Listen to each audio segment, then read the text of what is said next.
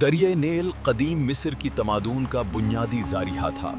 اس کے بغیر مصری زندگی کا تصور ممکن نہ تھا۔ نیل کی سالانہ سیلابی لہریں زمین پر زرخیز کچڑ چھوڑ جاتی تھیں، جسے مصری کیمت یعنی کالی زمیں کہتے تھے۔ اس زرخیز مٹی سے مصر میں گاندم، جو اور لنن کی کشت بڑھتی گئی، جو قوم کی غذا کا بنیادی حصہ بنی۔ مصری لوگ بیسنز اور متلون کنارے استعمال کر کے پانی کو قابل قبو بناتے، جسے بیسن اریگیشن کہا جاتا تھا۔ نیل پر چلنے والی کشتیاں اناج، پتھر اور دوسری چیزیں دور تک لے جاتی تھیں، جو مصری تجارت کا مرکز تھا۔ قدیم مصر کے زیادہ گاؤں اور شہر نیل کے کنارے بسے گئے، کیونکہ زندگی کا ہر حصہ یہیں سے چل کر نکلتا تھا۔ نیل کے آس پاس بنے گاؤں اکثر ماندروں، گرینریز اور ورکشاپس پر مشتمل ہوتے تھے۔ نیل کی قربت سے تجارت مضبوط ہوتی رہی۔ لوگ بازاروں میں اناج اور دستکاری کا تبادلہ کرتے تھے۔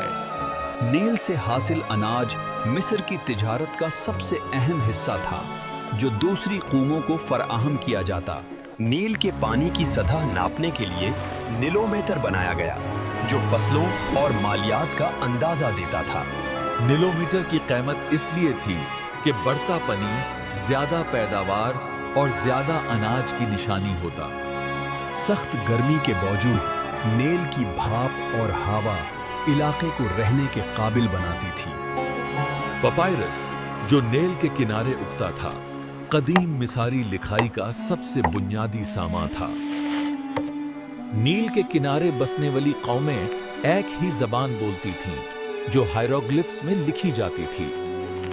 نیل نے مصر کو اپر ایجپٹ اور لوور ایجپٹ میں تقسیم کیا تھا، جسے بعد میں نرمر نے ایک حکومت میں جوڑا۔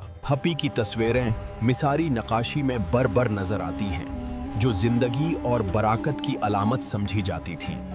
مصری لوگ نیل کو مقدس سمجھتے تھے اور مانت تھے کہ یہ دیوتا ہاپی کا بخشا ہوا تحفہ ہے۔